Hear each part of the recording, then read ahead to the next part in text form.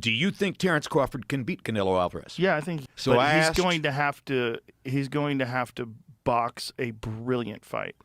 Hunter jumper riding, what is that? Hunter jumper is where you go over jumps and you with a horse? Yeah, on the horse. Yeah. Why the fuck would you do that when you're training for a fight? What if the horse falls?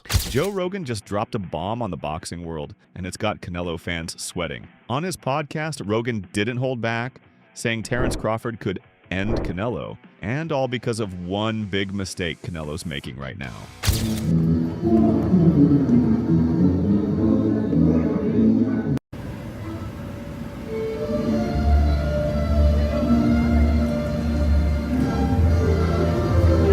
Yes, it's about Canelo's horse riding. Let's find out why. But if Rogan's right, this could be the start of the most shocking upset in modern boxing history. But let's hear first from the most iconic boxing analyst. When Stephen A. Smith was asked for his Canelo versus Crawford prediction, he didn't flinch. No build-up, no long pause. He went straight to his pick, and it wasn't the one Canelo fans were hoping for. You got a love for boxing. Yes, love boxing. Who gonna win the fight, man? That's coming up, the biggest Crawford. fight in boxing. Crawford. Huh? Crawford. I'm not hesitating. Crawford. I'm not even hesitating. Crawford. You gonna stand on that all the way to September 13th? I love Canelo. Crawford will beat Canelo. Crawford will beat Canelo by decision. I can't see anybody knocking out Canelo Alvarez. But I do believe that if you can box and you can move, that you can beat Canelo. You can outpoint him. That's right. When I think about Canelo, one of the things that I don't like about Canelo, despite his greatness, and a neck as wide as Broadway for crying out loud. Right. It's like almost every shot has to be a power shot. It's a power shot, yeah. That's not beating Crawford. I will confess, I think Gervonta Davis's trainer, Cal, I think he said this. He said Crawford could find himself in trouble if he decides to engage with Canelo, because Canelo is the naturally bigger, strong fighter. And I don't care that Crawford's gotten bigger, and I don't care that Crawford's gonna go in there just as big as Canelo. Canelo is accustomed to fighting at the weight, and Crawford is not. And Canelo is a genius in this regard. You don't see him show up for fights not ready. He's always ready. Always prepared. He's always ready. gotta He's give him that. always prepared. So I think he's the slower fighter, though. And I think that Crawford is brilliant as a boxer. And I think that between switching to conventional and southpaw. Meanwhile, Jim Lampley added even more heat while telling a story about a talk he had with Larry Merchant. And let's be real, Merchant isn't afraid to ruffle feathers. When Lampley asked if Crawford could beat Canelo, Merchant didn't hesitate. He compared it to one of the most debated fights in boxing history. And I asked Larry, I said, do you think Terence Crawford has a chance to beat Canelo Alvarez? And Larry said, Jim, did Ray Leonard get an official decision victory over Marvelous Marvin Hagler? And I said, yes, he did. He said, well, if Ray Leonard could beat Marvelous Marvin Hagler, then Terence Crawford can beat Canelo Alvarez. Right there, Merchant basically said history could repeat itself, and we all know the Leonard-Hagler decision still sparks arguments to this day. To some fans, Merchant just gave Crawford a green light and gave Canelo's critics a whole new weapon. Lampley wanted more, so he pressed Merchant on how Crawford could actually pull it off. Merchant didn't talk about knockouts or trading shots. Instead, he laid out a plan that could frustrate Canelo, humiliate him, and maybe even get the judges on Crawford's side, the same way Leonard did against Hagler. And I said, why do you say that? He said, same equation. Get in, get out. Get in, get out. Yeah. Over and over and over. He's got to figure the angles and the approaches that will allow him to step in, land to the body, or occasionally upstairs, and then get out. Yeah. Before he's facing any damage. Right. That's what Ray did so effectively against Hagler. And it frustrated Hagler. And the more you frustrate the opponent, the better off you are. Yeah. Merchant's saying it straight. Frustrate Canelo, don't brawl with him. But here's the catch. One wrong move, and Canelo can end it in seconds. Still, if Crawford nails this plan, it won't just be an upset. It'll be a nightmare loss Canelo never lives down. Stephen A. Smith broke down exactly why he thinks Canelo will struggle. And while he praised Canelo's strength and toughness, he also pointed out a flaw in his style that he believes plays right into Crawford's hands. When I think about Canelo, one of the things that I don't like about Canelo, despite his greatness, and a neck as wide as Broadway, for crying out loud. Right. It's like almost every shot has to be a power shot. It's a power shot, yeah. That's not beating Crawford. Amir Khan is one of the rare fighters who's been in the ring with both Canelo Alvarez and Terence Crawford. That makes his opinion gold, and he didn't sugarcoat it. Khan said something that will make Canelo fans furious. Crawford might actually be the stronger man. And Khan, there's a big difference in how hittable Canelo is compared to Crawford. He might be even stronger than he might be stronger than Canelo. He might pack the weight on well that he might do really well in there. So look, You fought them both. Like, what are the differences between them? Obviously, it's weight. Canelo's strong and he's easily hit. Very easily hit, very easily. Compared to when I fought against Crawford, I couldn't even hit clean. So really, that's the difference. And they both hit hard. Khan also admitted that Crawford's strength caught him off guard. He didn't expect it, but once they were in close, Crawford physically moved him around, something Canelo fans might not want to hear. And then Khan questioned why the pound-for-pound king even needs to take this fight, hinting that the risk might outweigh the reward. Because, and you can see the strength. You know, when I was fighting against Crawford, I didn't think Crawford was that strong, but when he kind of moved me around a little bit, he is very strong as well. So look, yeah, but why does he need to give that much away? He's pound for pound #1 in the world. Why does he have to go up and fight Canelo? Before diving into Crawford's chances, Joe Rogan gave Canelo some serious respect. He pointed out a brutal tactic Canelo uses, one that most fighters don't even think about anymore, but it can break an opponent down fast. Canelo has such unique skills, and one of the weird things that he does that very few people since Rocky Marciano does is he punches your arms. Yes. Then Lampley dropped a detail about Canelo's training that had Joe Rogan, and probably a lot of fight fans, scratching their heads. He would go to the equestrian center in the morning and do 2.5 hours of hunter-jumper riding before going to his gym in the afternoon to do 3.5 hours of boxing training. Forget extra road work or sparring, Canelo was spending hours every morning riding horses over jumps before hitting the boxing gym. Rogan couldn't believe it, and he didn't hold back.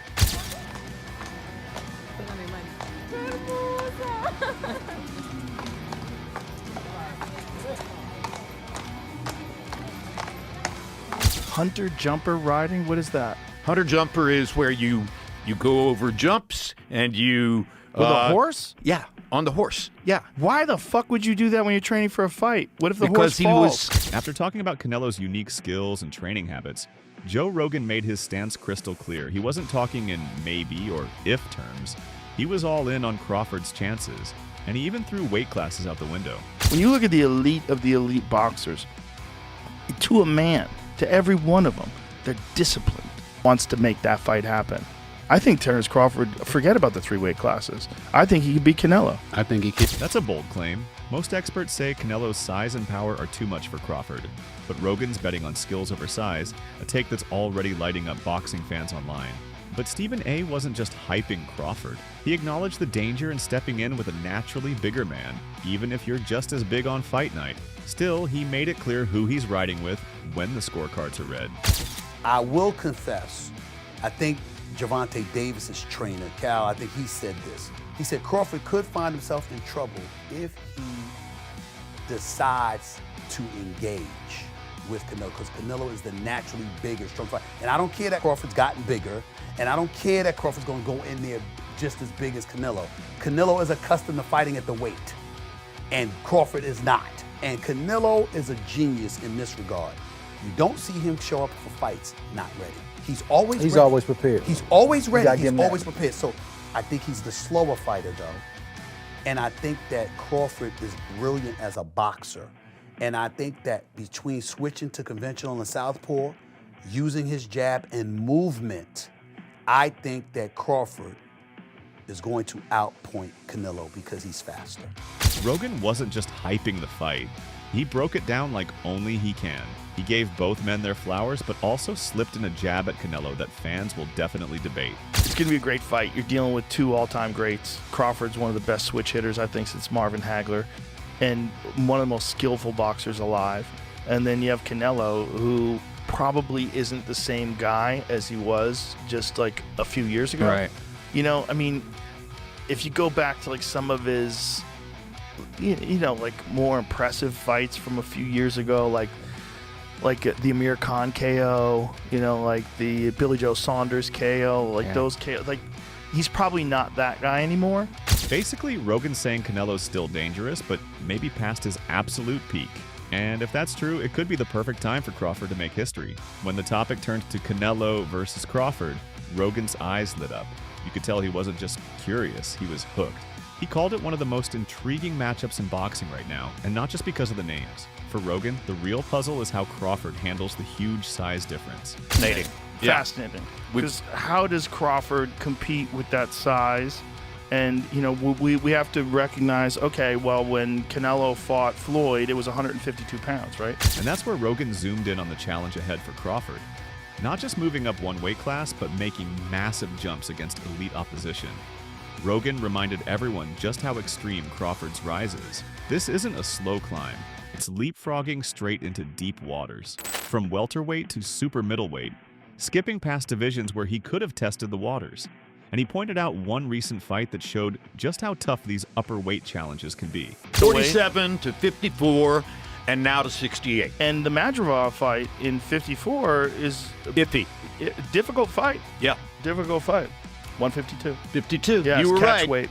Joe Rogan scores again. But despite those risks, Rogan made it clear he's firmly in the Crawford camp. And not just as a fan, but as someone who's followed his journey since the early days. When asked who he liked in the fight, Rogan didn't hesitate. He's been watching Crawford, calling key fights along the way. He believes Crawford has the skill, mindset, and stubbornness to shock the world, especially against a Canelo he feels isn't the same fighter he used to be. Hagler. I'm a giant Crawford fan because I called his coming out fight against Bradis Prescott He's and special. then various other stepping stones throughout his career. I also think he's one of those guys that if you tell him he can't do something, he wants to show you and shock the world. 1,000%. Absolutely right. I also think Canelo is slowing down, and Canelo is more of a one-punch fighter now than the combination fighter he was when he was younger. We'll see. We'll see. Not yet ready to subscribe totally to that because, again, you're talking about somebody. I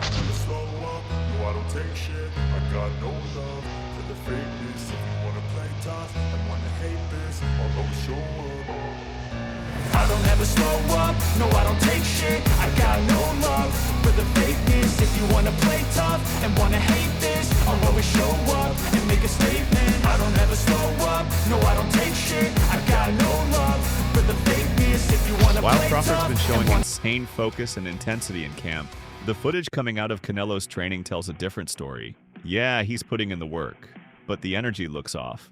Almost like he's training just to chase Crawford down, without the same fire we've seen before. Some fans think he's underestimating just how dangerous Crawford really is.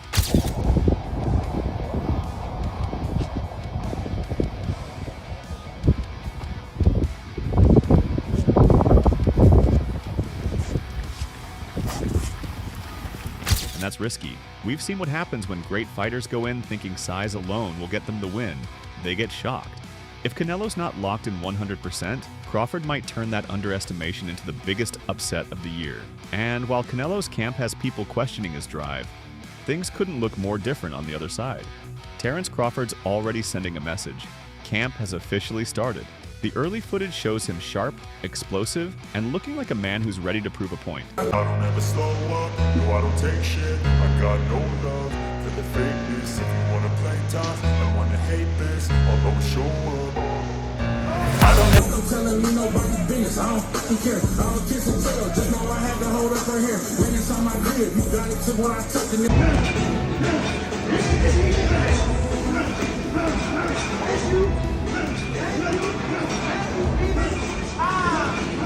So now the table's set. Joe Rogan calling out Canelo's biggest mistake, Stephen A. standing firm with Crawford, Jim Lampley comparing it to one of the most controversial wins in boxing history, and Amir Khan warning Canelo about a power he's already felt. If they're all right, we could be looking at the night Terence Crawford shocks the world, and the night Canelo Alvarez takes the loss no one thought he'd ever see. But if they're wrong, Canelo won't just win, he'll silence every doubter in the game. Either way, September 13th isn't just a fight date, it's Judgment Day.